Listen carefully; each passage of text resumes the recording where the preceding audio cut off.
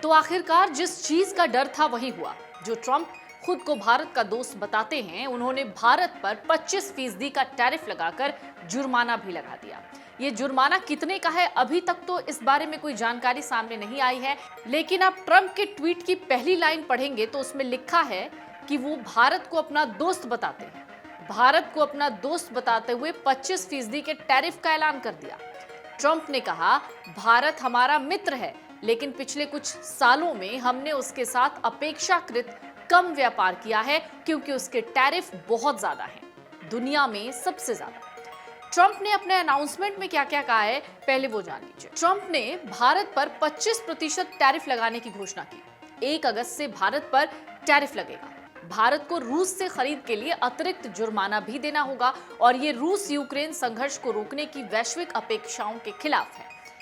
लेकिन इन सब के बीच में ट्रंप का कहना है कि भारत जो सामान रूस से खरीदता है, उन पैसों का इस्तेमाल रूस यूक्रेन से युद्ध के लिए कर रहा है। तो आखिर भारत रूस से ऐसा क्या खरीदता है कि ट्रंप चिढ़ गए हैं?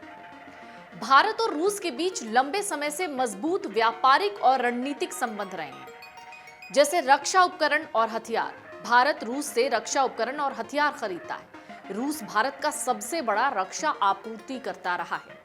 भारत ने रूस से कई प्रमुख सैन्य हार्डवेयर खरीदे हैं, जैसे S-400 मिसाइल रक्षा प्रणाली, INS Vikramaditya, Sukhoi Su-30 MKI, BrahMos cruise missile, KA-226T helicopter. 2000 से 2020 के बीच भारत के हथियार आयात का 66.5% रूस से था। रूस से तेल और ऊर्जा संसाधन की भी जो आपूर्ति होती है वो भारत को होती है। रूस यूक्रेन युद्ध के बाद भारत ने रूस से कच्चे तेल का आयात बढ़ाया क्योंकि रूस ने छूट पर तेल उपलब्ध कराया। 2022 से 23 में भारत का रूस से तेल आयात द्विपक्षीय व्यापार का हिस्सा रहा।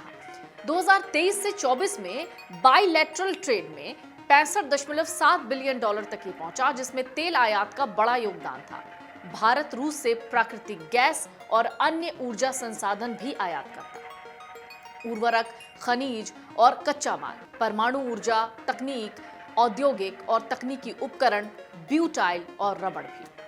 ट्रंप साफ कह रहे हैं, भारत ज्यादा एक्सपोर्ट करता है अमेरिका में, जिससे हमको नुकसान है, इसलिए वो ये 25% टैरिफ लगा रहे हैं। हालांकि आपको याद होगा कि यूएस पार्लियामेंट में एक बिल लाया गया जिसे सैंक्शनिंग रशिया एक्ट कहते हैं। इसमें कहा गया कि जो भी देश रूस से सामान खरीदेगा, खासतौर से रक्षा उपकरण या फिर तेल, उसके ऊपर 500% टैरिफ लगा देंगे। जून 2025 में रूस से तेल की आपूर्ति अपने 11 महीने के उच्च स्तर 2.08 मिलियन BPD पर पहुंच गई। ये जुलाई 2024 के बाद सबसे ज्यादा है। पूरे वित्तीय वर्ष 2025 में रूस का भारत के कच्चे तेल के आयात में हिस्सा लगभग 35 से 40% तक पहुंच गया, जबकि एक दशक पहले ये केवल 0.2% था। यानी भारत जो रूस से तेल 0.2% खरीदता था, आज वो कहीं ज्यादा बढ़ गया है। अब टैरिफ का भारत पर क्या असर होगा, ये बड़ा गंभीर सवाल है। दरअसल अमेरिका के टैरिफ से भारत पर बड़ा असर होगा। भारत का अमेरिका को होने वाला निर्यात महंगा हो जाएगा, जिससे हो सकता है डिमांड में गिरावट आ जाए। भारत के कुल निर्यात का लगभग 18 से 20% अमेरिका को जाता है, इसलिए असर बड़ा हो सकता है। ये असर खासकर उन इंडस्ट्रीज पर होगा जो अमेरिका पर डिपेंडेंट हैं, जैसे टेक्सटाइल, रत्न आभूषण, फार्मा, इंजीनियरिंग गुड्स। और टैरिफ की खबर के बाद रुपया कमजोर हुआ, शेयर बाजार गिरा है। निवेशकों को डर है कि इससे विदेशी निवेश में कमी हो सकती है। तो अब भारत क्या करेगा, भारत के पास क्या विकल्प है? तो फिलहाल राजनयिक बातचीत चल रही है। भारत और अमेरिका के बीच बैक चैनल पर बातचीत हो रही है। ट्रंप ने खुद कहा है, भारत बात कर रहा है, हम समाधान खोजने की कोशिश कर रहे हैं। भारत व्यापार समझौते पर फिर से बातचीत हो रही है, जिससे कुछ वस्तुओं पर टैरिफ कम हो सकता है। अब एक बात आपको समझनी होगी कि भारत के पास अगर हम ऑप्शंस की बात कर रहे हैं तो उसमें कई ऑप्शंस हैं, जैसे भारत WTO के नियमों के तहत ट्रंप की टैरिफ नीति को चुनौती दे सकता है। पहले भी भारत ने 2019 में अमेरिका के खिलाफ WTO में केस दायर किया था, जब अमेरिका ने GSP यानी जनरलाइज्ड सिस्टम ऑफ प्रेफरेंसेस खत्म किया था।